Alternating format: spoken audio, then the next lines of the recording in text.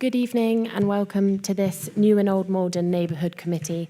My name is Alice Aubrey, a member of the Democratic Services team at Kingston Council. Before we move on to the main business this evening, we will proceed with the appointment of the chair for the committee and its planning subcommittee for the municipal year 2024-25 until the first ordinary meeting of the 2025-2026 municipal year. Councillor Henderson has nominated Councillor Heap to serve as chair of this committee and its planning subcommittee. Is that seconded? Thank you, Councillor Bolton. Apologies. Are there any other nominations? Lovely. Those in favour of Councillor Heap, unless it's agreed unanimously? Agreed? Lovely, thank you. So I will now pass over to the chair, Councillor Heap, for the appointment of a vice chair for this committee and the planning subcommittee. Thank you, Alice. I'd like to nominate Councillor Lynn Henderson to serve as vice chair for the municipal year 2024-25 for the New and Old Malden Neighbourhood Committee and its subcommittee until the first ordinary meeting of the 25-26 municipal year. Do I have a seconder for that? Councillor Thorpe, yeah. And are there any other nominations? No, so that's agreed. Agreed, thank you.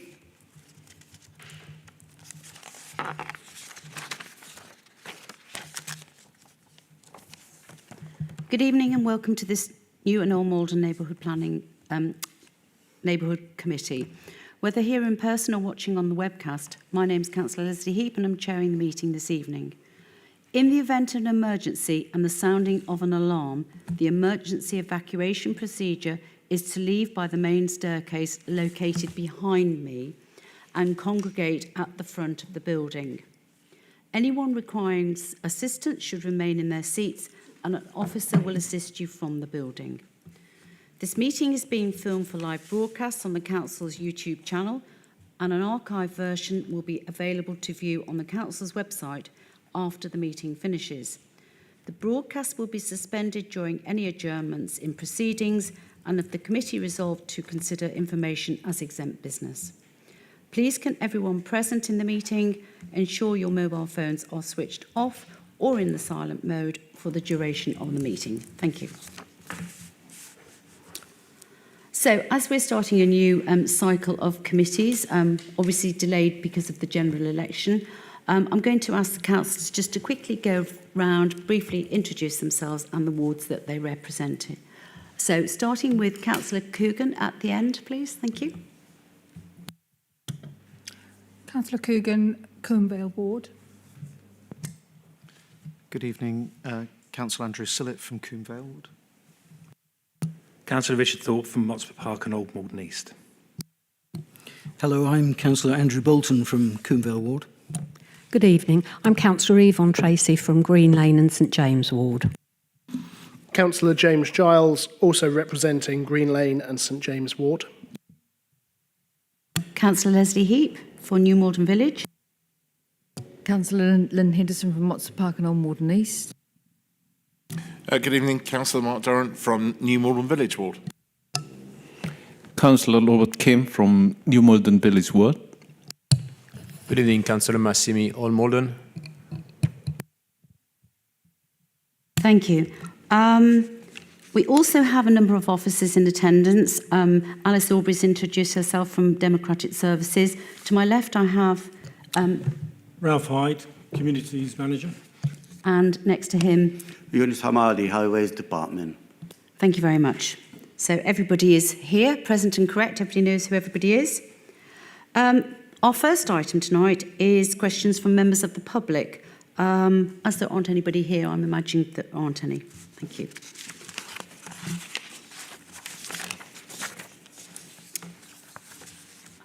Item 3, petitions. We have received notification of a petition this evening from James, Vivian and Anna Stone. The petitions request the change of Sussex Place, New Malden, from an unadopted to adopted road and tarmac the road, eradicate fly tipping and control of antisocial behaviour. The lead petitioners, James, Vivian and Anna Stone, will now have the opportunity to present the petition for up to 2 minutes. We welcome James to the meeting. And is that Anna next to you? Yeah, if you want to come up to the desk, either to speak or just for support. Thank you. So when you're ready, just say yes, and Alice will time you. Okay? Thank you very much indeed. Pleasure. Thank you very much, councillors, for having us here today. We're presenting the petition that Councillor Heap has just described. There are 151 signatures on this petition. It is the adoption of Sussex Place. For those who don't know, that is effectively the piece that sits behind the McDonald's all the way through to the back behind the Rocco Homes development where the M&S sits. First of all, I would say you'll note that the other half of Sussex Place is already adopted and tarmacked, so one feels that this side could also follow suit. Why would we do this?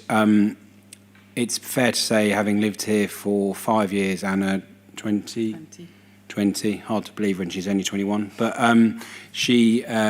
we have seen an enormous amount of antisocial behaviour situated behind the back on Sussex Place. What we have also seen is an enormous amount of fly tipping.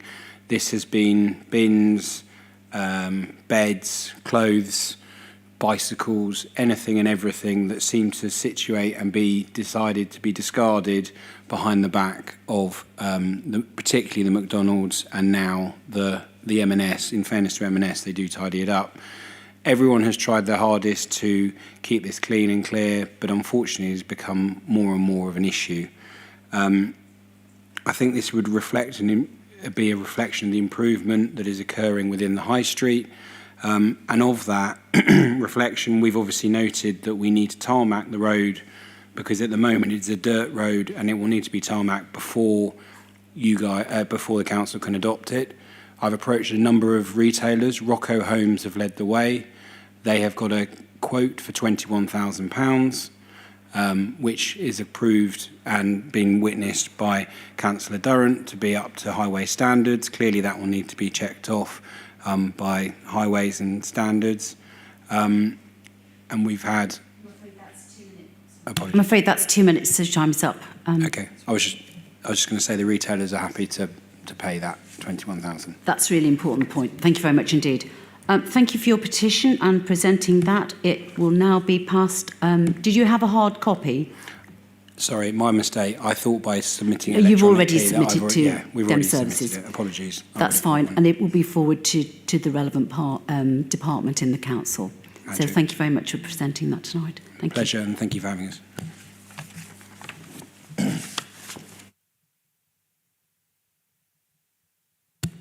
The next item, apologies for absence. Do we have any apologies for absence, Alice?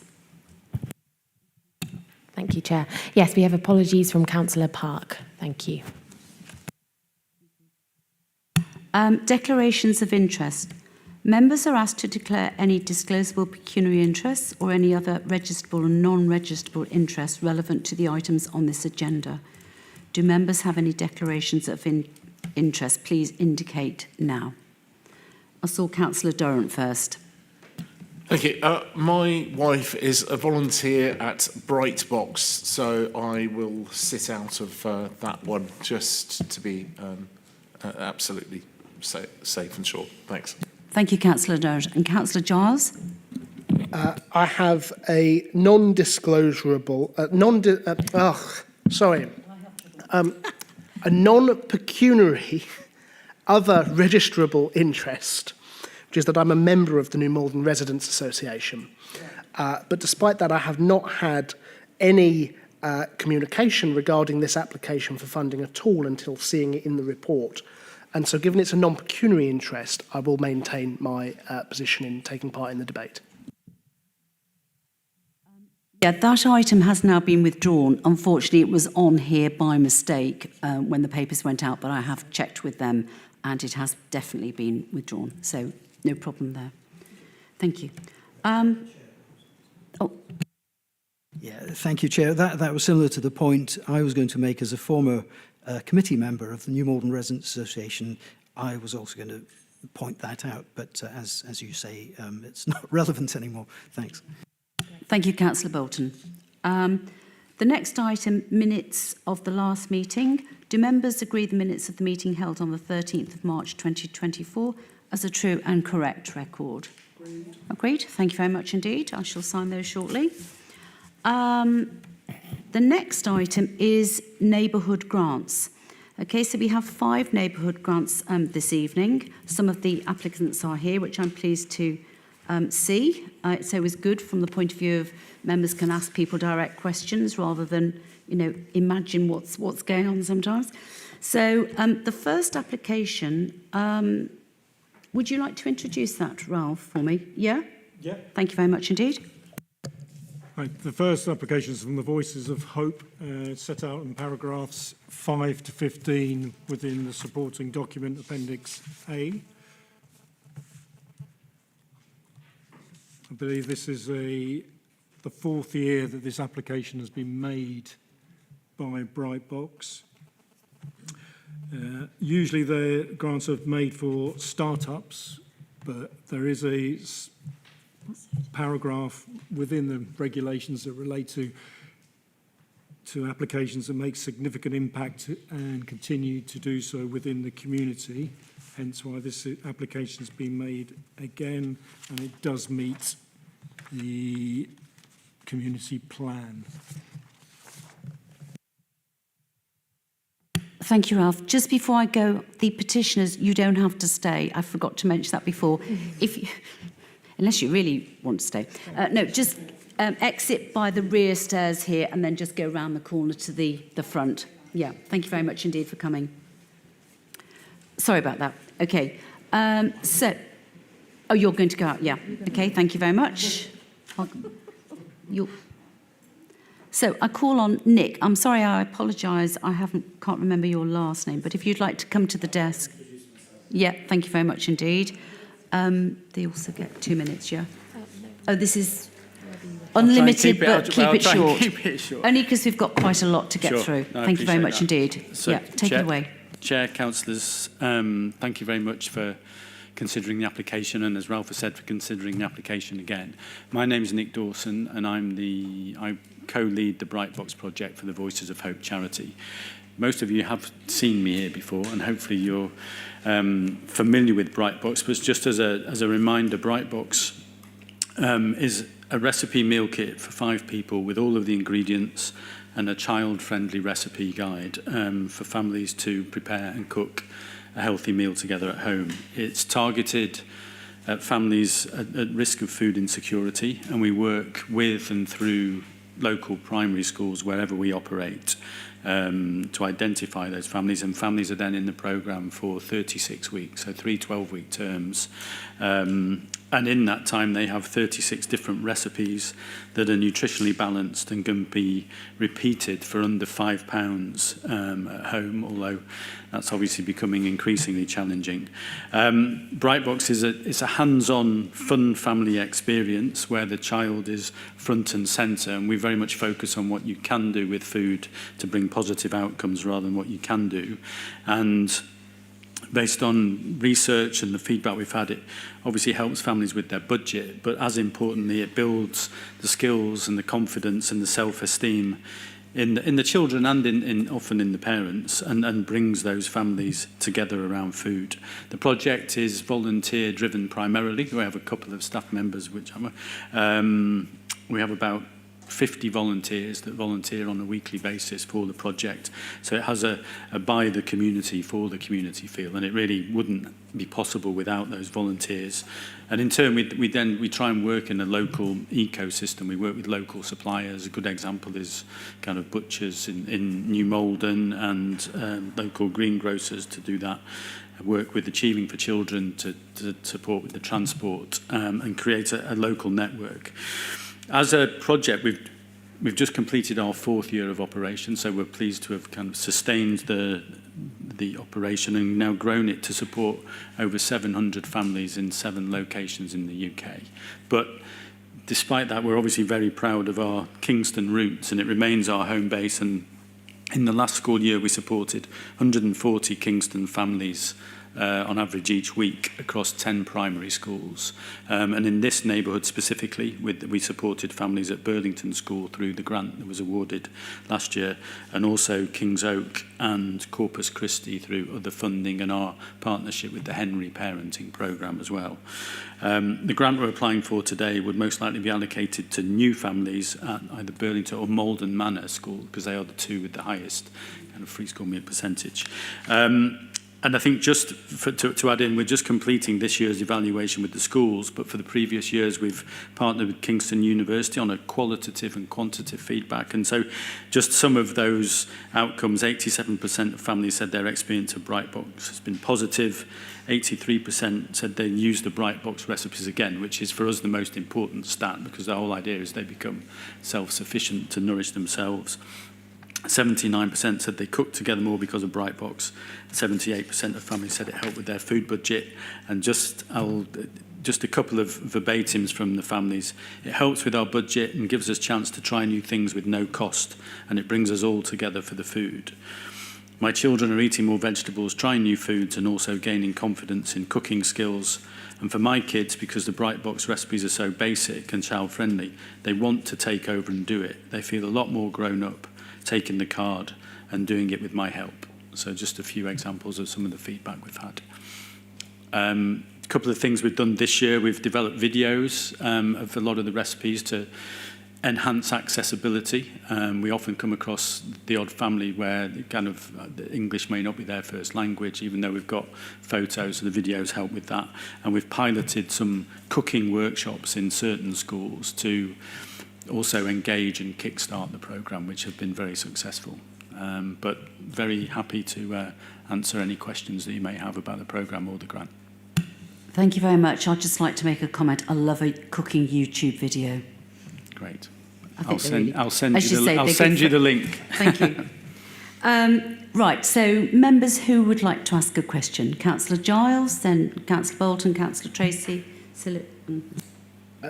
Forgive me, mine was a comment, so I'll let the questioners go first. Questions first, and then we'll go to comments. Councillor Tracy. Thank you, Madam Chair. Yeah, I mean, I do appreciate the idea, and it's a really good idea, but what worries me is that, so it says you're asking for the other 3 wards as well, so I take it that would be £12,000 in all, of which nearly 6,000 would go in admin. That really worries me that it's such a high amount for admin, especially as you seem like you say you've got a lot of volunteers. So I like the idea, it doesn't sit well with me that 6,000 practically would go in admin. Why is it so dear? Well, I think that, I mean, thank you for the question. And I think, first of all, I mean, in terms of the breakdown, obviously more than half of the cost is actually the ingredients, and then the packaging, the recipe guide, obviously the box that comes with it, the packaging that takes it. And then other than that, we have to have staff that are employed to project manage the 50 volunteers. And that's, I think, an important point to make. So there's a salary of a project coordinator who manages Kingston. We now have 3 hubs, one in Kingston, one in Richmond, one.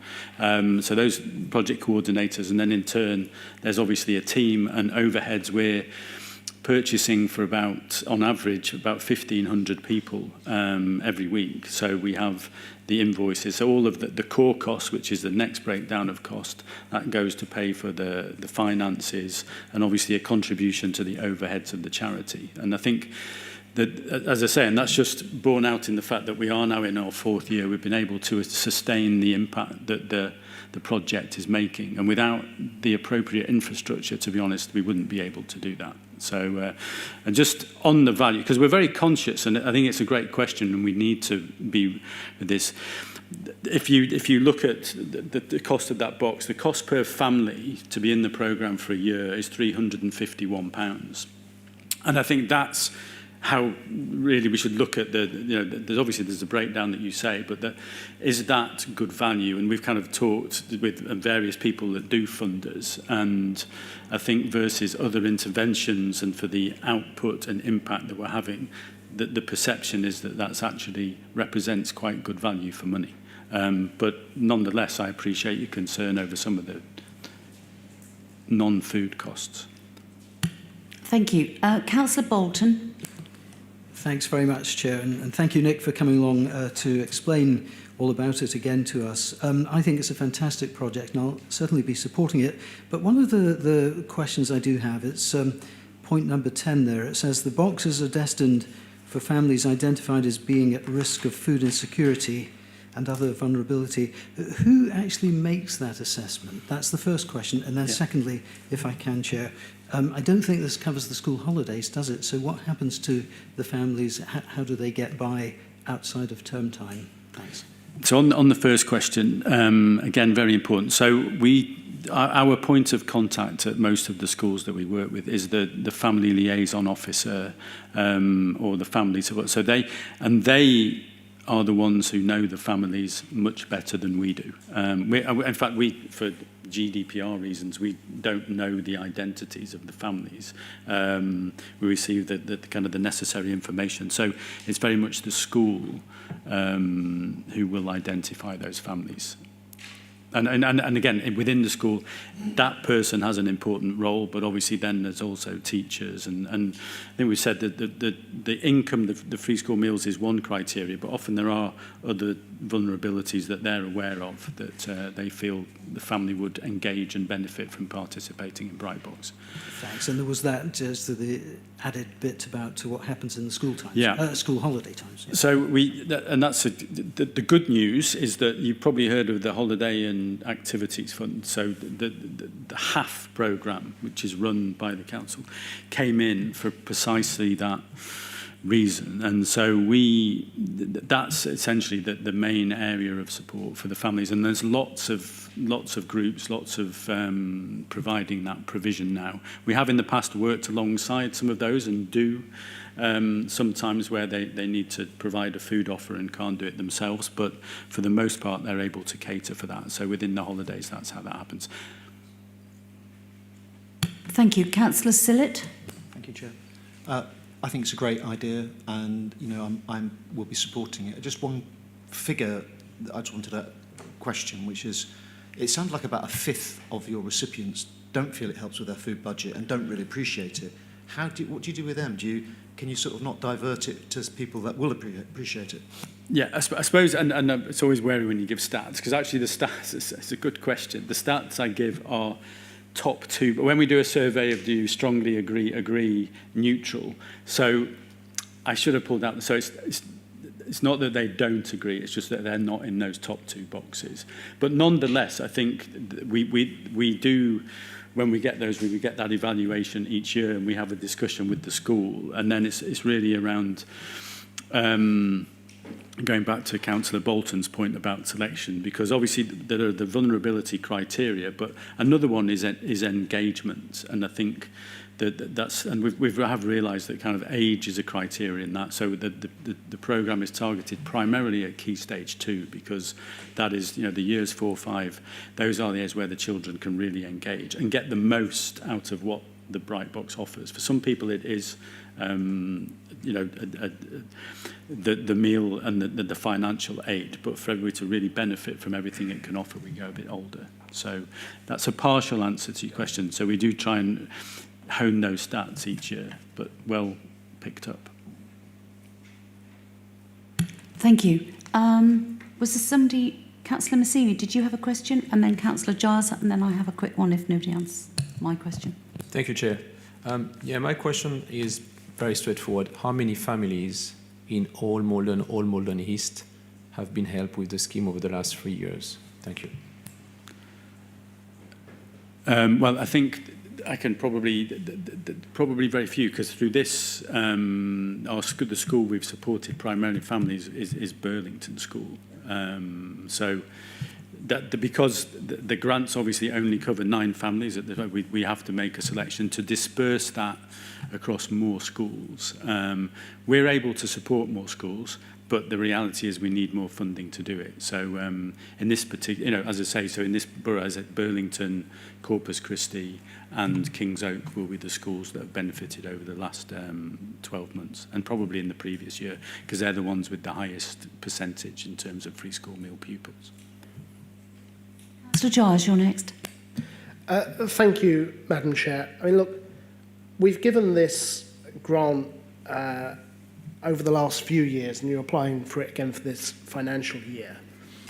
And I think it's probably fair to say that in the time you or colleagues have been coming to the various committees, the charity's grown a fair deal in size. I mean, you say yourself, you cover a number of areas in the UK now. And so I just wondered if you could elaborate a little bit on your other funding sources, merely for the reason that, as the neighbourhood manager said at the start, ordinarily we'd give these grants for either new projects or one-off projects. Yeah. And I've spoken in the past at some length at these committees about the need, in my view, for organisations to understand that they shouldn't be reliant on this as like an annual stipend. Yeah. Thanks for the question, Councillor Giles. And it is a great, and paradoxically, Kingston is our most challenging funding environment. So we operate across 7 locations in different, and the fundraising across those. If I take Richmond, Elmbridge, where we have dedicated centres, we support about 120 families. We actually work with grant-giving bodies. So you may be aware of Walton Charities in Walton, Richmond Parish Lands in Richmond, and they are charitable foundations, and they've been a source of funding who we've got to know, and over the years we've built strong relationships with them. So so grants from foundations like that is one source of funding. We do our own fundraising events. We have a cycle of change. We've done a couple of events this year where we work with the Big Give, which is part of the Children's Foundation to raise money, and that brings in a small percentage relative to the grants and to this funding. And in Kingston itself, we receive some public health funding as well for the elements that the project treats there, but this is one of our sources of funding. As I say, we supported 140 families on average per week last year, and obviously the neighbourhood grants support 36 to 40 of those, so a relatively small percentage. But we're very grateful for it because it enables us to extend the reach, and we can't really do without it. In the last 12 months, we've also been successful in applying for a grant with the NHS ICP Priorities Fund, and they are actually they've actually funded the activities that we have in Croydon now, and in Merton we work with a local housing association called Moat Foundation. So we are, as a charity, diversifying our funding base. We have one area which is Southwark, where we actually work with a private company, where there's a company who wants to give back to their local community. And that's what we'd love to find everywhere. And we're very aware that we don't want to be reliant. I'd love to say this is the last time you'll see me here, because we want to be self-sustaining. But the need isn't going away. That's one thing for sure. So we have to keep finding the money, and in Kingston we haven't yet diversified enough. We received a small amount of money from John Lewis. We worked with Bentals, who gave us some money last year. So we're always working to diversify those streams, and the project, and thank you for pointing it out, is gaining some traction and is becoming better known. And as we do that, we hope that's when somebody's going to pick it up and say, I think this is a fantastic idea, I want to back it, and which will enable us not only to not rely on this funding, but will hopefully enable us to broaden out the impact of the project to more families and more children, which is ultimately what we'd like to do. So I hope that goes some way to answering your question. No, I think it does, thank you. And just then coming back, if I may, then to Councillor Massimi's point, I mean, I don't suppose you're able to give us a ballpark figure of the number of families in total that have been supported at Burlington and or Corpus Christi, whether it's combined or separately. Over the last... In the last year.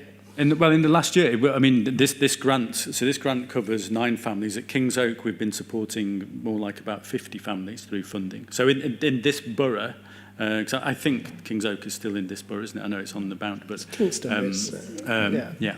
So this will be one of the better supported boroughs, but primarily driven by the Kings Oak, where we've worked as part of the school super zones programme on some public health funding. And but I mean, Councillor Massimi's right that in that particular ward there haven't been any. We've supported Corpus Christi, but they are a handful through the Henry parenting programme. But I can also find stats from previous years to show that. Sure. So the 9 children at Burlington, are they the only 9 sort of from this grant funding in the last year? Are they the only boxes that go to Burlington? Yeah. Okay, understood. Thank you. And the boxes, sorry, just one last one, sorry, I promise. The boxes this year, are they proposed for Burlington again? Well, I think we'd like to propose the boxes this year to Malden Manor School, because that's a school where there is a high level, and we feel that would be we want to share it around to have the impact. And it doesn't mean we won't support other children, but if we find more funding, then we would go to Burlington as well. But with this grant, we'd like to support Malden Manor, which will be a change from previous years. Thank you. I have a quick question. It's going back to Councillor Tracy's point about the management costs, which you presumably mean the project management. I mean, that seems quite high. Is that for somebody to deal with the invoices, order the food? No. So to order because that seems quite a lot, and I'd like to see that amount reduced if possible, because I don't like wastage. Okay. And if it's a charity, then I feel that some people really should be doing that as a charity, like Councillor Durrant's wife, not being paid for it. Yeah, well, I think there's obviously very strict rules actually around what volunteers can and can't do. So if it's a regular task, so it is very much around sourcing the food, having the food safety qualifications, managing the sessions, and you can't have a volunteer doing that who isn't on the payroll. So the salary of these people is about £23,000. So that and it's a proportion of that. That's they tend to work 2.5 days a week, and across the number of boxes we do, that's how that works out. So we're also very keen, because if we could reduce that cost, we could support more families. But we need to make sure that all of the safeguarding, everything is in place to be able to do it effectively, and the shopping itself, obviously, and the sourcing, the dealing with the school, the working with the schools. Those are the elements in kind of the project coordinator's role. Yeah, and just going back to that point where you said about managing of that, I forgot what I was going to say now. So you're applying for each of the 4 neighbourhoods, so that's 12,000. What are your you may or may not know the answer to this, your overall general costs per annum? And presumably you only fund a project when you've got the funding, so Malden Manor this year or Burlington last year, whatever. But what is your sort of overall overheads? Well, that's the overall overheads is actually the represented by the core cost there. So as a charity, this 3,159. No, that's the total. That's the total for the 9 families. But that's broken down into the core cost. So for in each box, the cost per box is £9.75, and probably the best way to is of that about I think it's £1.05 is core cost, and that is the contribution to what would be the general. So that's the general charity. As you know, Voices of Hope has 3 strands. So that will be things like accounting, payroll, operations and safeguarding. So all of those functions which we have as a charity as a whole. So that will be the core cost. The project management is very much specific to Brightbox, which is why it's a little bit higher. And what is included in that project management amount then? So that's the salary that So you said that was separate. No. The core cost. There's 2 costs. So the core cost would cover the accounting, the payroll, the settling of all of the invoices. The food. No, management if you like, the accounting. So the accounting bit's paying the invoices or the bills or settling receipts and having the finance function of the charity as a contribution towards that. The project coordinator, which is a project management, that is a salary, and that's to coordinate the Brightbox operation, which is essentially managing the volunteers, managing the venue, sourcing the food, and liaising with the schools. Those are the 4 elements of that particular role. And does that pay for the hire of the hall? Because I've been to one of your events where you No, we boxes. to be very transparent. We don't. The church the gives church's you that. contribution to the project is the venue for hire. packing the boxes. Yeah. Thank you very much. Oh no.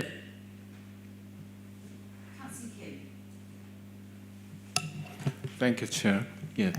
I think it's a wonderful project. I like to support your project. But I'm wondering, do you have any data or statistic showing, how many children more we need an urgent need, like a bright box in our Kingston Borough? Well, I can give you one big one, which is that there are 1,800 families on free school meals. Now, that's only a proxy, and the free school meal threshold, as I'm sure you're all aware, is very low. And obviously, the families are now getting, thanks to the government, are getting free school meals. But so there are 1,800 who are receiving that. So and as I say, we're currently supporting 140. So we're effectively scratching the surface still at the moment, but as I say, I think it's helping them, and then the role of the project is to help those families, well, to help themselves, if you like, to give them the tools and the confidence and the skills going forward, which is why we want to cycle through. But our aim, our vision and our wish would be to have every 8 or 9-year-old go through a project like this to equip them with the skills and have the help, but we're some way off that, yeah. Thank you. I think I'd like to see that as well, more sort of hands-on cooking in kitchens and that, which obviously the school may or may not have that provision, and that most of is them going to don't, need a lot sadly. of investment. Yeah. Thank you very much indeed. Right, so have we finished on questions? Any further comments? Councillor Massimi. Thank you, Chair. It's probably not going to be surprised. I think as much as I love to support the Malden Manor Primary School and have things this time maybe or eventually done more locally, I made it very clear the last time. This is now the 4th years. I love the idea, I love the project, I understand the challenges behind it, but I don't feel that I can again prioritize this against other projects. This is for me an ongoing déjà vu. This is the 4th time. The last time I say, hopefully we won't have to go through this process, because we will have an established charity organizations and maybe having broader reach out to various, I would say, a bigger fundraiser or more generous bodies. For me, I will not support the project on the basis that this is now the 4th years, and I feel that we are basically subsidizing this on an ongoing basis, and I think that other groups, other charity, other project ought to also get a chance to do it. As much as I would really much love to have this, knowing that 35%, a third of the school pupils in Malden Manor are on free school meal. I understand the challenges, but I have to stick to the principle of what I've said last time. Thank you. Councillor Giles, and then we're going to go to the vote. Thank you, Madam Chair. I mean, look, I've spoken at previous years' committees around the project management, around the core cost. I won't seek to repeat those points. I'm sure members recall them from before. But this is the first meeting of this municipal year at which we are being asked to potentially allocate, minusing the New Malden Residents Association application, some £12,500 of our £20,000 funding. And of course, members on the committee will be only too aware that in the last municipal year, at the last meeting, we had no funds, and at the funds before we had less than £1,000 remaining. These grants are in demand more than they have been if you look back to 5-6 years ago at these committees, when they were often underused. They definitely aren't anymore. And I'm also only too aware, we mustn't consider these in complete isolation. We also have an application coming forward from the Kingston Charitable Foundation, which is also around food insecurity, also around supporting families who need that support. And I would feel quite uncomfortable, whilst acknowledging that food insecurity is a very big issue in the neighbourhood and around the borough, I would personally feel quite uncomfortable allocating more than a quarter of our £20,000 funding, £6,000, if we were to vote for both the Bright Box and the Kingston Charitable Foundation, in effect on food for families. And if I can compare the costs of the two, You know, if we take the £200 vouchers that would be considered if it's awarded for each family as part of the Kingston Community Foundation, you know, if we apply the same logic of £4.80 for food ingredients, well, that would buy 41 meals for each family, and indeed it would support more families than this application. So if we're looking at maximising, if you like to use the phrase, getting the most bang for our buck, I think this year there's another application that does that.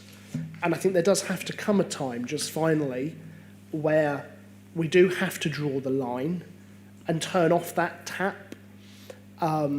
These grants, you know, it is usually quite clear that it shouldn't be for ongoing costs and activities. If it's a one-off, that's fine. If it's to start something up, that's fine. But I think this committee, and I mean no disrespect to the project, but I think this committee has been more than generous compared to other repeat applications. And so this year, I would urge committee members, given the already, as we can see, immense pressure that we will face this year for community grants. You know, I envisage more and more of these coming forward as the municipal year goes on, that we must exercise restraint and caution more so than ever when giving out these grants. Thank you. Thank you, Councillor Giles. So I propose the allocation. Oh, I'm sorry. Councillor Bolton. Thank you very much, Chair. Just extremely Can we be briefly. quick? Just to, Thanks. I will be extremely quick. Just to reiterate my intention to vote in favour of this application. If we look at point number 13 there, if approved, this grant will enable Voices of Hope to support 9 new and old Malden families for 38 weeks. That's food for children who, my direction's not very good in sense of direction, but at the primary school, literally, almost literally within, you could throw a stone from where we are now. So I will certainly want to support this. Thank you. Thank you, Councillor Bolton. Sorry, Madam. Sorry, Madam. Can you be really brief, because we have quite a few applications to get on with and we've already spent quite a bit of time on this one. Thank you. Yes, we certainly have, and I promise this will be the only one this evening that I will hop back in on, but I will propose an amendment, Madam Chair, the effect of which would be to deduct the project management and core costs from the application. So if I take 3159 and minus the 1063 and 340, let me double check that. That would leave us with a grant total of 1,756. I would add on £300 for project management, which would be, I think, more than generous. The Kingston Community Foundation allocate or suggest 10% in contribution towards project management, which would leave a grant total of £2,056 out of the initially requested £3,000. I'd welcome a seconder. Seconded by Councillor Tracy. So, yeah, we'll vote on the amendment first. So those in favour of Councillor Giles's amendment to award 2,056, which is the 3,000 minus the management costs and the management costs. Those in favour?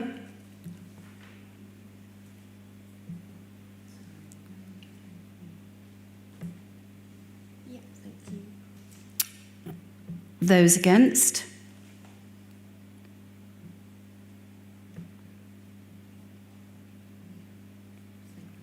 And is that what? Any abstentions? No? I think we've got everybody. Thank you. Members? 5 against. So 5 against and 4 for. So that's fallen. So on to the main one. And I was just going to read it out. Chair, I think we have 10 people in the meeting, so it must have been... So was there an abstention then? No, Councillor Durrant isn't here. Mark wasn't here. Oh, apologies. Thank you, Councillor. Okay, so those in favour... Apologies. Councillor Kim, I don't have. You missed him out. Okay, don't worry, he won't get upset. Councillor Councillor Kim, were you for or against? You're for? No, you're against the amendment. Right, okay. So, is that right now? Yeah, That's all right, don't worry. 6 against and 4 for. So effectively, fall in the amendments. Right, I'll get there in a minute. So, the proposed allocation of 3,000 of the Neighbourhood grant funding to Voices of Hope as set out in paragraphs 5 to 15 of the report. Do I have a seconder? This is the main. Yes, Chair, you do. Thank you, Councillor Henderson. So, those in favour of this, please raise your hands.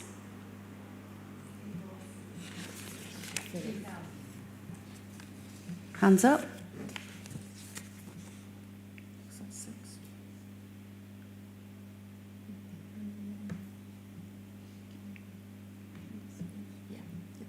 Those against? 3. And I'm going to abstain. Thank you very much. So that is granted. Thank you very much, everybody. Thank you, Nick, for presenting today. And thank you very much for granting the grant, and I very much appreciate the debate and understand some of the concerns that were raised. And so we do anyway, but we will take on board the comments that we've had. We want to carry on doing the good work, but we will obviously... Thank you very much, yeah. And also the feedback was welcome. I think members enjoyed hearing about the feedback from the families as well. Thank you very much indeed. Thank you. Have a good evening. Yeah, thank you.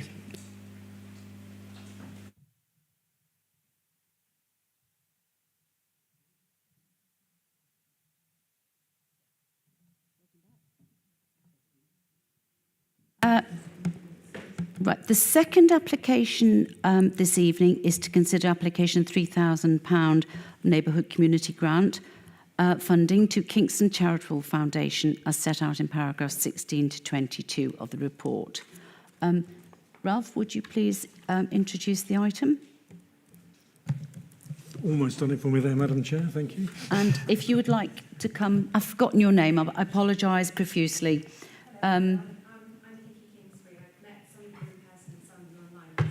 Okay, thank you. Just take a seat. Thank you.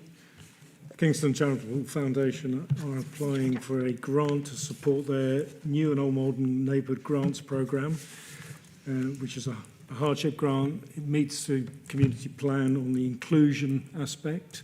They are, as Councillor Giles rightly saved me time and pointed out about supermarket vouchers. Thank you, Madam Chair. Thank you, Ralph. The applicant is present. I don't think we've got anybody in the public to speak, so would you like to just introduce yourself, and you have a few minutes to speak on it? I mean, it's not timed, but obviously we have got quite a few things to get through, so if you could be brief, that would be appreciated. Thank you. Thanks ever so much. So I'm Hickey Kingsbury. I work for Kingston Charitable Foundation. We're a very small team of 3. We all work from our kitchens. We have very low overheads. I created this fund for supporting individuals and families in the most crisis. So I created this signposting model using the network of charities that we've built up, which is, I think, 47 at the moment. So all those charities that we work with, they can nominate the service users of their charities, so we know that the need is there, and these are the most vulnerable families. The reason that we've done supermarket vouchers is because they can support in a number of things, including school shoes and things like that. So it is down to the family's choice, and we know that they're most in crisis. So we started this fund earlier this year, and we were successful in 3 of the neighbourhoods in the grants, and we've run 2 programmes so far to offer these grants to families, and they've gone very well. We're going to do another one in August to support the going back to school time, and then we're going to do a couple of them in winter, October and November time. This fund, where we've pulled the resources from the 3 neighbourhood grants and some personal allowances that were donated to us, it's also attracted some private donors already as well. So from a sustainability perspective, this is something that we want to continue to run. So the The amount that we're requesting is £3,000, and the costs for us would be the 10%. So 2,700 is approximately 13 grants in the new Malden area. I think that covers it. I don't want to go on for too long. I mean, I could go on for hours because I do love to talk about what we do, but is there any questions? If you didn't, sorry. Yeah, I just thought I'd sort of losing the audience a little bit. Thank you very much, Nikki. So, nobody in the public gallery, so I will go straight to members' questions. Councillor Massimi, I saw you first. Thank you, Chair. Thank you for the presentation. Good evening. I'm not familiar with the project, so I'm just going to ask maybe questions that are a bit naive. My first question will be, how can we ensure that the vouchers used in supermarket are mainly used for product that we in general would deem as responsible or correct, i.e. why would I not buy 6 bottles of vodka with the vouchers? That's the question. Is there limitations on product that can be used with the vouchers? That's my first question. The second will be, in terms of the design of the scheme, is it something that you might or you could consider to support local business rather than supermarket, therefore using vouchers within a network of maybe, I would say, more independent or a selection of shops that might not, I would say, support large corporate, the like of Tesco, Sainsbury, Lidl, not to name it. That is just a question that might be hard to answer, but I'm keen to hear about this. Thank you. Thank you very much for your question. So firstly, we do know these to be the most vulnerable of families because we have requested that each of the charities that we work with only nominate 2 of their families, and so they are choosing the most in crisis and the most in need. So in the first round, we had applications from New Era CIC, which runs warm space hubs and food offerings, RBK's Refugee Action Kingston, and London Kim's Dance Group, who support the Korean community. So that is the first we have no control over what people spend in the supermarkets, but these are families that have been fully endorsed and recommended by the charities for which they are the primary service users. And so, we know that they absolutely would be nominating the right people. And then these application forms are anonymised, and we then pass them to our participatory grant-making decision makers, and they're paid at the London Living Wage, which comes out of the 10% cost. And so we get there is a level of detail in the anonymised forms with regard to what their need is, and I've also got some feedback quotes as well. And then further to your second question, which was around could we support more local shops? It's from a cost-effective and choice perspective that we choose the supermarkets, and it's the choice of all the supermarkets, 5 main supermarkets. It's just that they do tend to be cheaper, and you can get things like school shoes or school shirts and things like that, warm bedding, all those things. Thank you very much. Thank you, Nikki. Councillor Bolton. Thank you very much, and thanks for coming along. Just 2 very quick questions. Looking at point 19 there, it talks about allowing individual residents to apply for a maximum of £200 of supermarket vouchers. Is that then 1 voucher per family?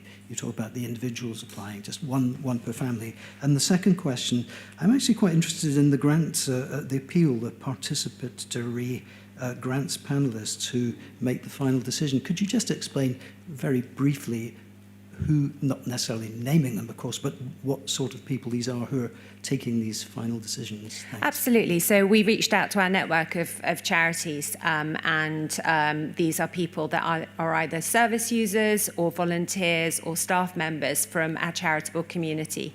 And I created this model learning from other givings in London. So, for example, Camden Giving has been doing participatory grant making since 2017, and we have robust systems having learnt from the other givings in our network. And I'm so sorry, I'm a little bit nervous. I forgot your other question. I think it was just one voucher per family. Yes, it is, absolutely. So, you know, a family could be very small. Like, you know, I am a single parent family, there's just 2 of us in our family. Or it could be a larger family. All families are different, they're different sizes, so. Any more questions? Councillor Durrant. Thank you. I think overall it's an excellent scheme, but I would just like to, because this is the new and old Malden committee, can we be sure that it will go to new and old Malden families, and what are you doing to ensure that? Thank you. So I feel embarrassed that I didn't say. On the forms that I created, there is a full postcode of the applicant, and so absolutely. So I can tell you exactly where the different grants go. I mean, if we had time, I could tell you. You know, so there are 13 plus a further 6 from the allowances that came from this borough as well for that particular area, and then we've got the 13 for each of the other neighbourhoods, plus the individual donors' donations. They're just there to top up if there are more applications from different areas. So, for example, in our first round, we had just 7 applications because it was a new thing. So we had 1 from Surbiton, 1 from south of the borough, 1 from Kingston and North Kingston, 3 from Kingston and North Kingston, and New and Old Malden, we had 2. And so we were using some of our generalised donations to make it fair, so this part of the borough didn't miss out. Thank you. I have a couple of questions. Sorry. The £300, which is for the panel who are going to be making the decision on which families. This is 5 people, and they're getting the London living wage. So that's what, £60 each. Is that correct? So what are they actually doing for that? I mean, they obviously have a list of people who, vulnerable families or whatever. Why is there an expense there? So, in line with all the other givings, it's important that you pay people for their time. And so we offer £25, which is approximately an hour and a half. Well, it's £13.15 twice. So it's less than 2 hours. They spend time meeting up. They spend time reading the applications. They then meet up again to discuss the application forms, and they get the choice of whether they get the remuneration by way of a supermarket voucher themselves. I know some of the participatory grant makers have had it as a supermarket voucher or a donation to the charity of their choice, or to go to their bank accounts. So I know that some of our participatory grant makers have actually reinvested it. So, for example, we had someone that was associated with a community fridge, and that 25 then got spent on more supplies. So it's quite circular, a lot of what we do. Does anybody else have any comments to make, or any? Yeah, Councillor Giles. Any more questions before we go to comments? No? Councillor Giles. Thank you, Madam Chair, and thank you, Hickey, for coming this evening and presenting this application. For those who maybe don't recognise the name Kingston Charitable Foundation, some of you may recognise the name Love Kingston, which became then a project of KCF as the project grew and evolved, as it says in paragraph 17. I think 10% of the overall budget going on project management, or insert admin cost here, it's probably about the benchmark that I would expect from an application where there is a paid element. And look, Kingston was for a long time the only borough in London that didn't have a foundation fund, and it's a gap that KCF have sought to fill, and it is important, I think, that we encourage participatory grant making, and it decentralises it, and it makes sure that there's checks and balances and also ownership from the community of the project. I would also add, of course, that unlike some of the other applications, this is the first time that we are being asked to fund such a project. And so I think the caveat that I'll give, as I've given to the others, is I don't necessarily want this to be 4 years from now, us to be sitting here doing the same thing again. But obviously, really welcome and support the work you do. I come back, though, to getting the most bang for our buck. And note that there is a £100 surplus. Now, I'm going to sound really stingy now, Madam Chair, but I'm going to propose that we allocate £2,900 of the grant, so as then to maximise the amount of funds that we have left for other grants moving forwards. Thank you, Councillor Giles. Do you have a seconder for that? Thank you very much. So, those in favour of Councillor Giles's amendment to award £2,900 to this. It's 3. Those against?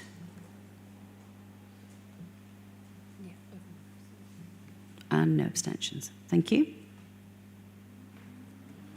So that's fallen. Yeah. Okay.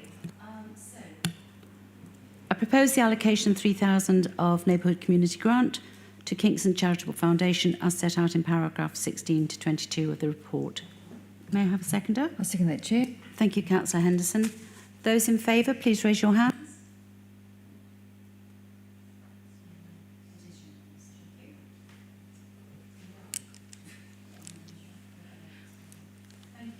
And thank you, Nikki, was it, or Hick? Oh, I'm sorry. It's all right. I used to hiccup when I was little. It's short for Victoria. As opposed to Tory, which I've heard as another shortened form. Thank you very much, Hickey, for presenting your application. Thank you. Thank you so much. I feel a bit emotional. You feel what? Emotional? A bit emotional. Thank you so much. I'm quite overwhelmed. Don't. Thank you very much. So I've left Thank some you. impact reports if anyone would like to have a little look. Thank you. Very much for having me. It's been a pleasure. Thank you. Moving swiftly on to application number 3.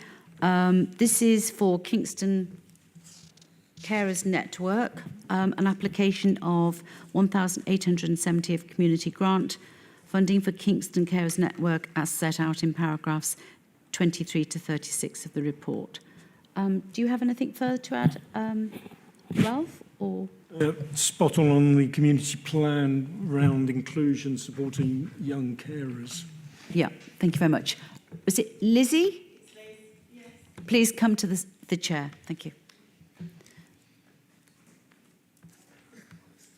So in your own time, obviously just as succinct as you can. Thank you very much. So I work with Kingston Young Carers Project, and I'm the manager now. I've been there 14 years. So some of these children that come to our sessions were 11 and now, are grown up and still carers, adult carers. What we want to do is have a celebration party to celebrate the work that they've done, because there's over 800 registered with us, but we know that there's over 1,000 or more hidden young carers. At the moment, we don't have the funding to even go out and look for more young carers because we're very short-staffed. But what we want to do at this conference for this year, because I know you have funded us previously, is we want to get lots of commercial corporate businesses to come along, and they are going to see a big show from our young carers. We've planned to do a drama workshop with some of our young carers. One wants to sing, one wants to do a dance workshop. So we're going to perform and show them what they can achieve whilst they're caring for a loved one at home. Some of these young carers have so much, especially the teenagers. They're caring for maybe 2 parents, or a parent that's got a poor mental health and a sibling that's got autism.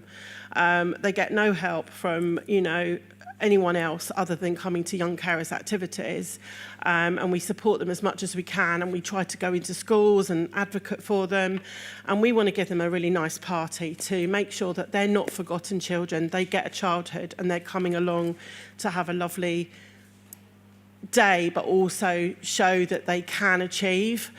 So this party this year will be called Dream Big, and it is our second year.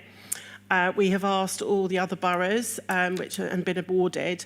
One of the questions I had is how am I going to ensure that, 200 children, 50 from each borough, we're inclusive of the whole borough, but what I can do is make sure that 50 from each borough will attend. Obviously on the day or the day before there might be cancellations and I want to fill those spaces, so I can't exactly say that there's going to be exactly 50, but we will do our best because we've got all the postcodes on our database, so we can definitely work out that they will be able to come along and have a lovely party, and we're hoping for some celebrities and some guest speakers to come along and listen to all of our work that the children are doing. Chessington World of Adventures are giving us the venue for free. We do have to pay for the food, but they're also going to give us free access for the children to go into the zoo, and the date that we've chosen, the rides are open because it's Halloween. So even better than last year, they're not just seeing the zoo, they're going to go onto the rides. We're going to make a film, professional film, so that's what some of the money wants to go to, so that we can get extra funding because we need more staff. There is so many hidden young carers out there. At this stage, we just cannot take any more children because we do not have the facilities. All the staff are working so hard. And these children are, not just caring, they've got their own mental health issues, self-harm, eating disorders, and the support that the staff give them is absolutely amazing. And, we would be very grateful to receive this grant to give them a day to remember. Thank you. Thank you very much. Just for clarification, did you mean, instead of boroughs, you meant neighbourhoods? Neighbourhoods, yeah. Thank you very much. Just for clarification. Yeah, neighbourhoods, sorry. That's great. Members, any questions? It was a very succinct and very good presentation, so perhaps members don't have many questions on that. Any comments? Councillor Giles and Councillor Bolton. Thank you, Chair. I will make the point once more that these grants ought not to be used to fund ongoing sort of regular activity, but what I appreciate in the table and also the annex that sets out the impact of last year, which I thought was really useful, was just the extent of the detail that the application has gone into when it comes to the expenditure. And, what is actually quite a small amount on a videographer and photographer, can, with the right impact, raise in turn a large amount of funds when shared. And my hope would be that this continues as an annual event, and that from this year, from the reach that this year has, perhaps then funds would be able to for it to be able to be run independent of our funding next year. But this year, I'd be more than happy to support this application, and I thank you for all the work you do. I've seen it myself. It's thank you very really much. something. Thank you, Councillor Giles. Councillor Bolton. Thank you, Chair. And just very briefly, I think it's a stunningly good project, and thank you for coming along to explain it to us. Now, as Councillor Giles alluded to, the annex there, and I'm going to read this out, and it'll just take a second. But for those of us who haven't quite got as far as the annex, a 5-year-old young carer won a competition last year, and it was for writing this poem, and the poem said, "My daddy cannot see, so he can easily be stung by a bee. I like to help him do small things like stopping the bus and reading him the book Fing. Even though being blind is not fair, it makes me happy to show him that I care." And if we're supporting people like this, and that's a very young child who wrote that, but it's more than worthwhile. Thank you for coming along to tell us about it. Thank you very much. Everybody happy? Yeah? Okay, so I propose allocation of 1,870 of Neighbourhood Community Grant funding to Kingston Carers Network as set out in paragraphs 23 to 36 of the report. Seconder, Councillor Henderson? Yeah, I second that, Chair. Thank you very much. Those in favour? Unanimous. Thank you very much, and thank you very much for presenting. I just want to say thank you. It was really interesting report. Yeah. Thank you very much. The young carers will have an amazing day, and I'm very grateful. Thank you. Thank you. Hope you have a great day out. I'm sure you will. Moving on to application 4. It's for 3,000 of Neighbourhood Community Grant for the funding of Kingstonian Cricket Club as set out in paragraphs 37 to 42 of the report. Ralph, would you mind introducing it? I'm not sure that the applicant is here, but if you would just give us a brief, brief introduction. Thank you. Thank you, Chair. I'll give you a brief overview of the application for the grant.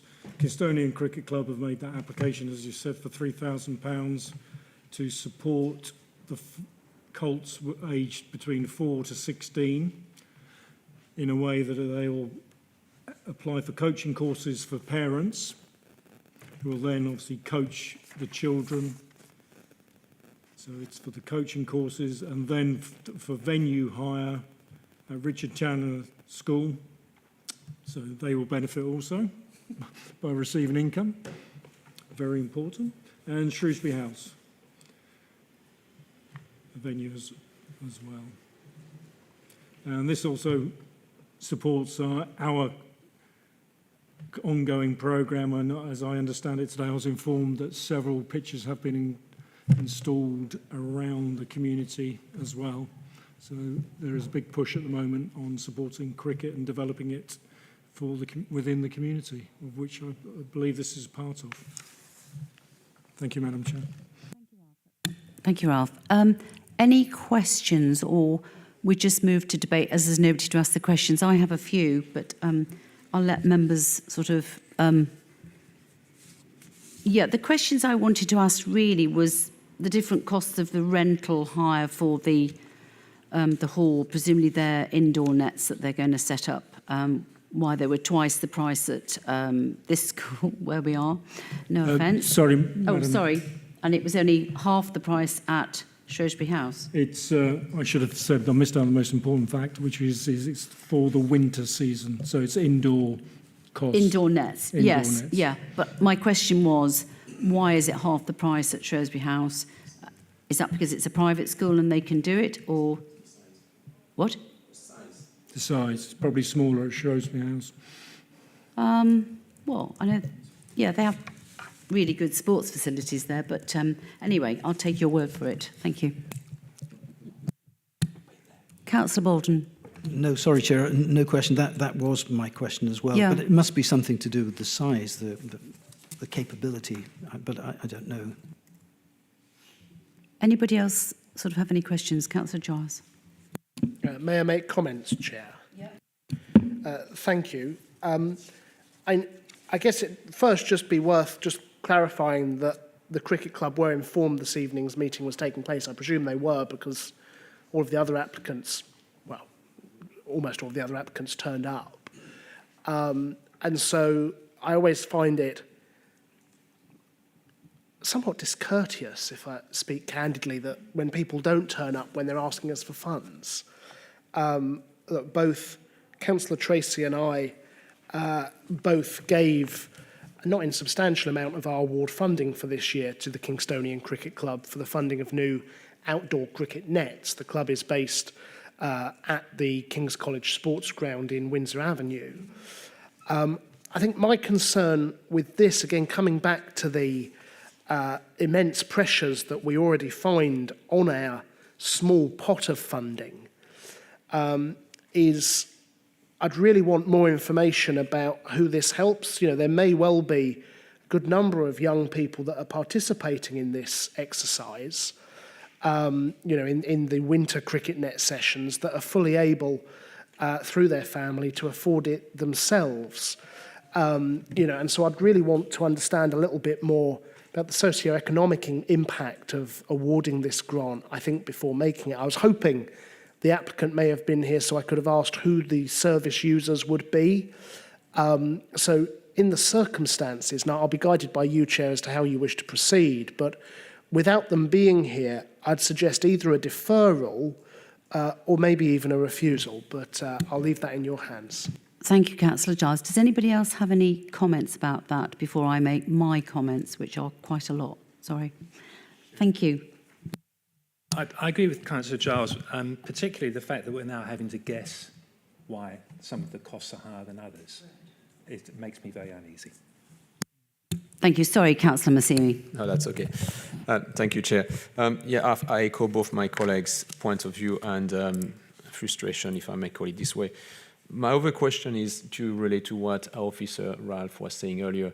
We have invested substantial amount of NSIL grant into improving outdoor equipment. I think one is in my colleague Kamala Coogan and Andrew Ward's near the triangle, if I don't say something silly, to have spotless outdoor facility for cricket. And now we are seeing people asking not to, outside season, if I may call it this way, to actually invest further money from neighbourhood fundings to support those activities, where I'm certain some clubs already have fixed activity, but that's another issue. When we have just invested in a very, very high-spec ground in numerous locations to support this game. So I would rather see this happening during a more effective time of the year when they can enjoy the outdoor rather than investing, and I believe we had this same application last year, by the way, and similar issue, by investing in a winter time. That's something I would really like to suggest, because I find this also a little bit confusing around the question we might not be able to ask or we cannot ask tonight regarding what parents are we teaching, for how many kids, why is this not done within a club setting rather than an outdoor venue or indoor venue in school. So I am not comfortable supporting this request. Thank you, Councillor Massimi. I'll wait for the music to subside.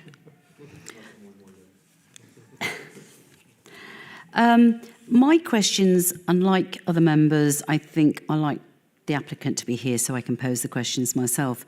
It's a cricket club that's already supported by the ECB, and therefore my question would be, why don't they approach them for funding? And as a frequenter of Surrey County Cricket, they probably could get some funding there as well, as it's an accredited club. I think from the tenant of it, basically, it's going to be for parents to learn to be coaches and the children to have the winter nets. Now, as much as I love cricket, I really think this should be at grassroots level, pardon the pun, but it should be for children from not so well off, from lower income families perhaps, to engage in cricket. Like Surrey do, they invite school parties free of charge to their kind of, events where there's not going to be a full house, so to speak. But they invite them along and they get kids engaged in cricket. Some are already engaged. And I think that would be a much better prospect if they could do that as well, and perhaps put some of the cost with what they want to do and also with helping children from lower income families. And on that basis, I'd be happy to defer that if everybody else would to the next time. Agreed? Thank you.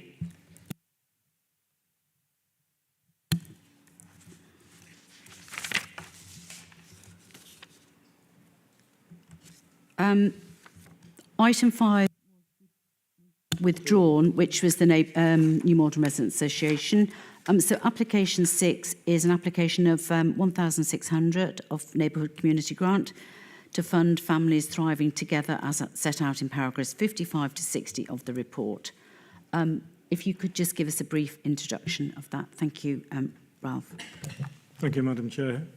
Families Thriving Together have made that application for £1,600 for their Talking Teens project, which is enabling support for teenagers and their families. Again, I don't have any further information on that one, Madam Chair. Thank you. That's great. Would anybody like to sort of, as we haven't got an applicant, just sort of their comments or, yeah. Councillor Massimi, I saw you, then Councillor Giles. Thank you, Chair. Based on what I have in front of me, I am unable to make an informed decision, so I cannot support that application. If we were to vote, I will vote against. I would rather we vote rather than defer to not accumulate people not turning up or application being incomplete. But that's just my personal thought. Thank you. Councillor Giles. Thank you. Yes, I mean, look, for the sake of completeness for the webcast, If this is deferred, I'd like the applicant to provide in advance of the next meeting, ideally some impact assessment, if indeed these workshops have run before, how many parents attended, by neighbourhood, where they came from, just so we know that we're getting the best value for money. But I think in a similar vein to Councillor Massimi, and I know I'm maybe overreaching just a fraction, I would ask that with any deferred applications, that they are considered at the end of the next standing item after any new applications, because people who have had the good grace to come and present, I think, should get priority rather than us sort of asking for a second time. Yeah, I tend to agree with everybody that, you know, if you have the person here making the application, we can ask our questions and decide on the merits of the application. So I would, does anybody not want to defer? Perhaps I'll try and read the room.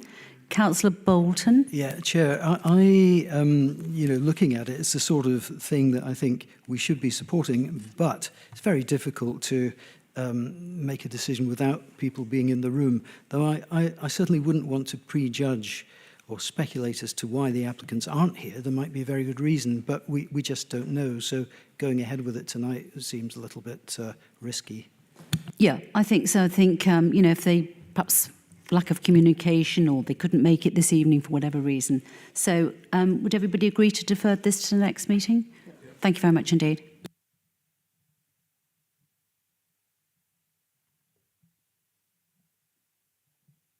And item 8 now, we come to the Neighbourhood Manager's Report. Your first one, Ralph, at Neighbourhood. So good luck with this. Thank you very much indeed. Thank you, Madam Chair. It should be quite easy because there is no report. Sorry, I missed that. There is no report.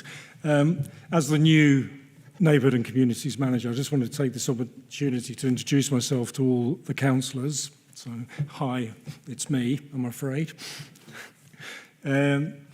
What I want to do going forward is I will be contacting you all and speaking to you all at an individual level just to actually hear what you want to hear in this report. You know, what is it you need and what can I do for you in the run-up into the meeting that can support your knowledge and obviously enable you to progress in it.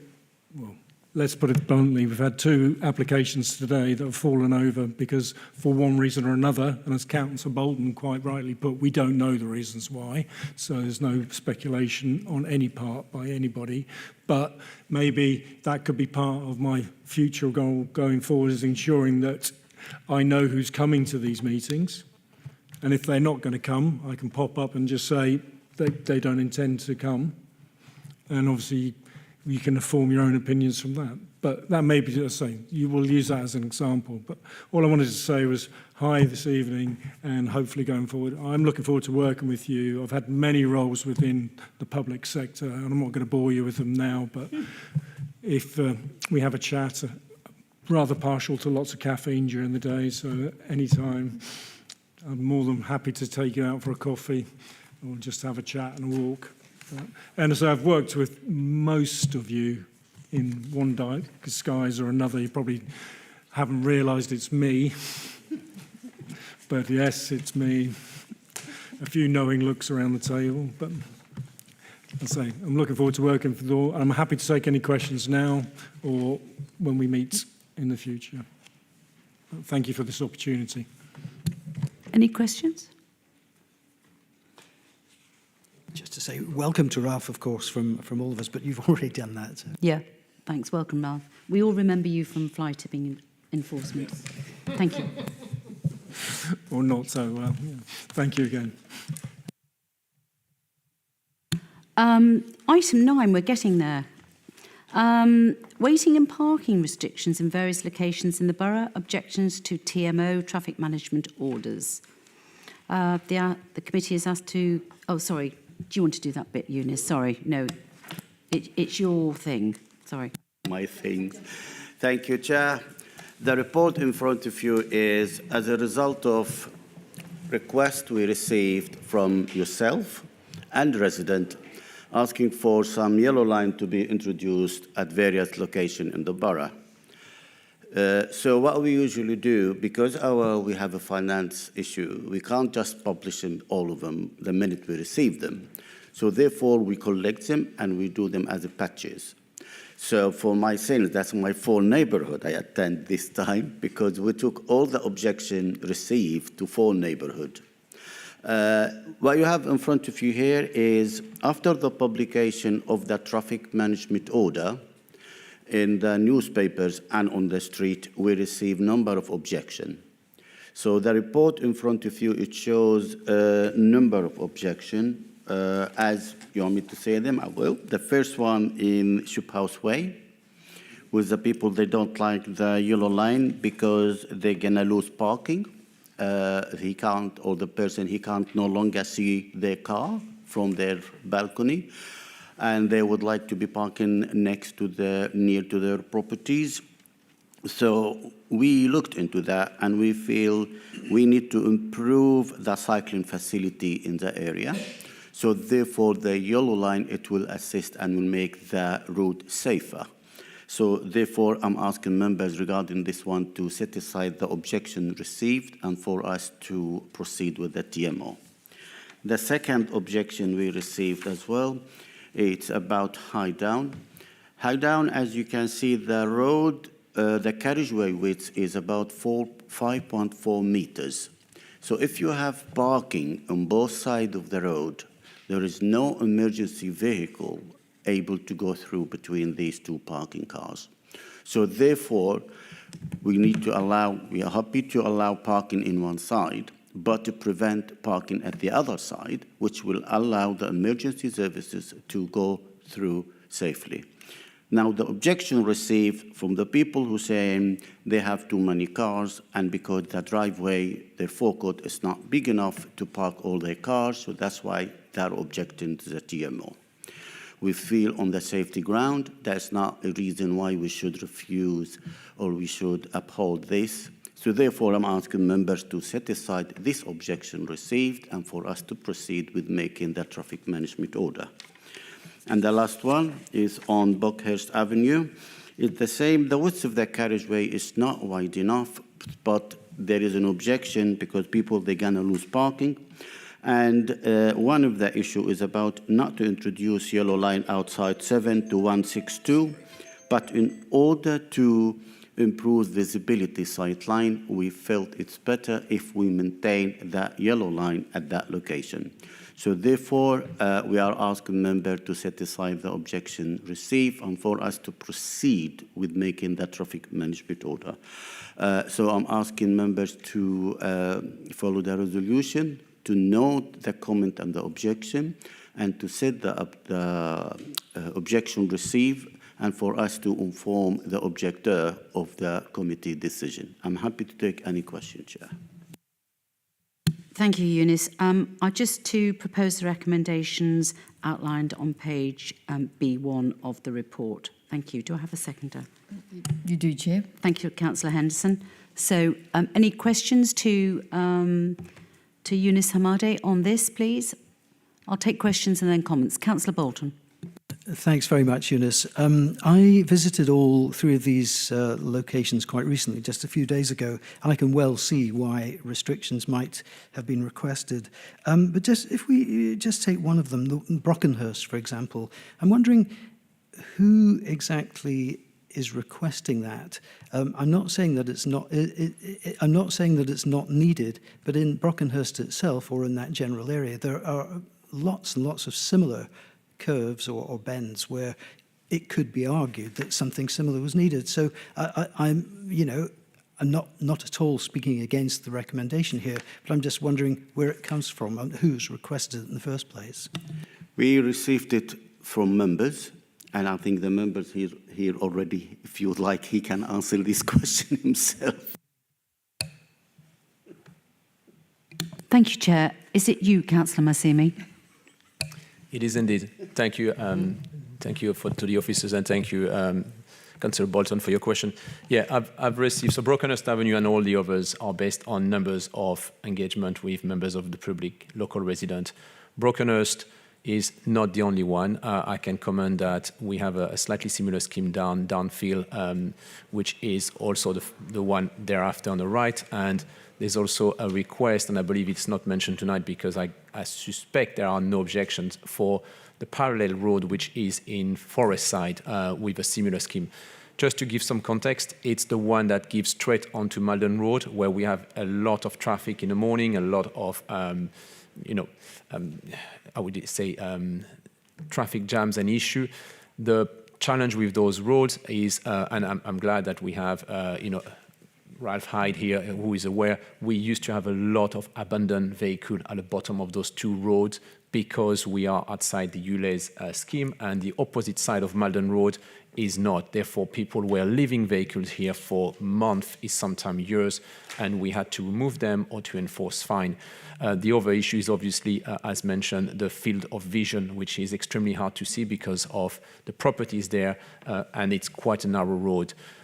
Saying this, the next scheme for this road, Brockenhurst, due to other resident complaint, hopefully might be to have a digital speed display because it's known to be a rate run, especially around school time, and also residents asking for a traffic calming measure like speed hump, specifically in this road.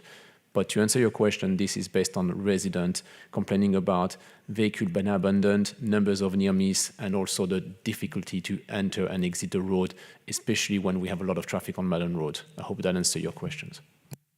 Thank you. Did you want to come back? Yes, it does answer the question very well. Thanks, Councillor Massimi. But was that particular location the only location where people had problems in that area?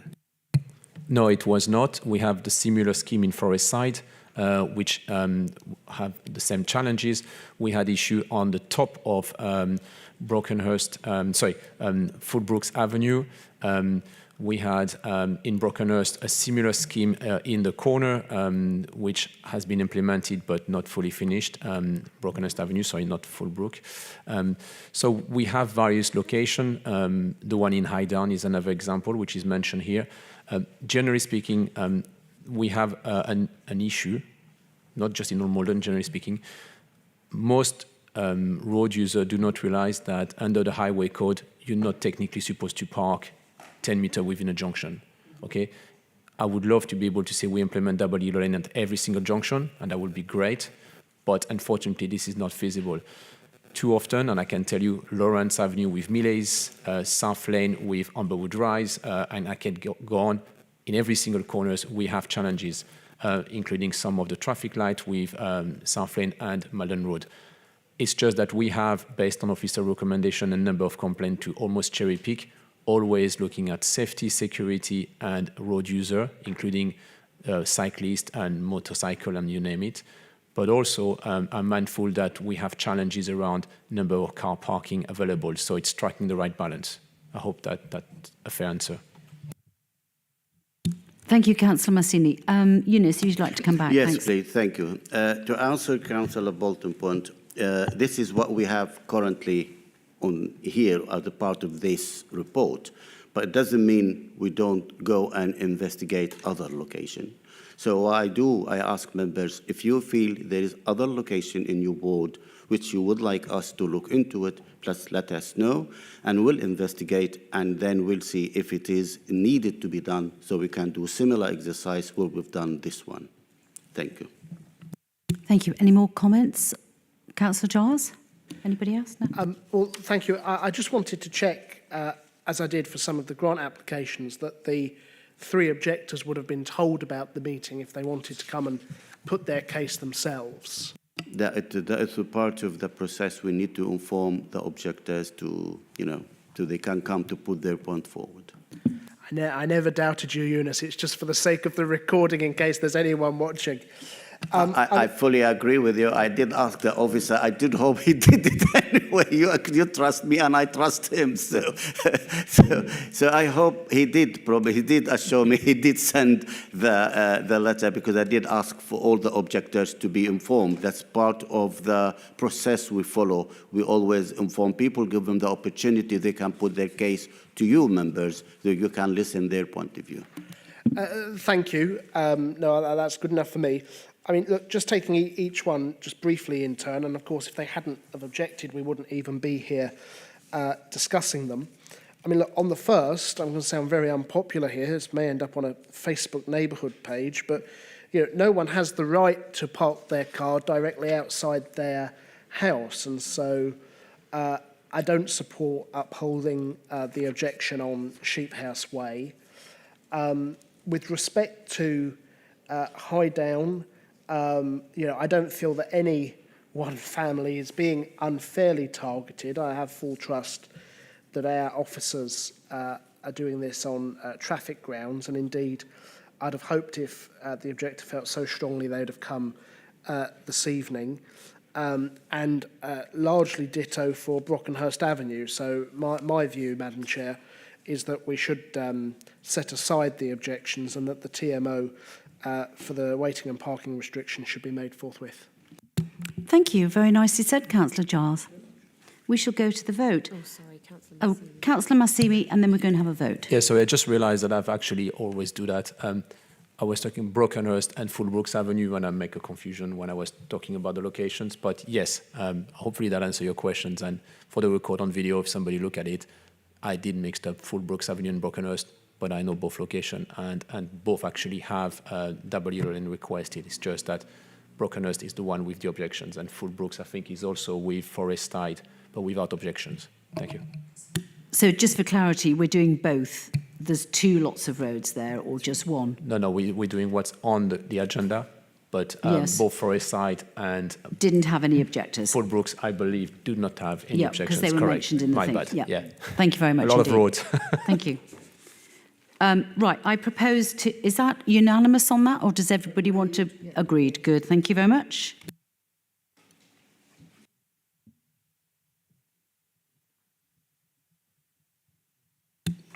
So that recommendation is carried. There are no urgent items for me by the chair, so I close this meeting at 21:08. Enjoy the rest of your evening. Thank you very much, everybody, and thank you for keeping it brief.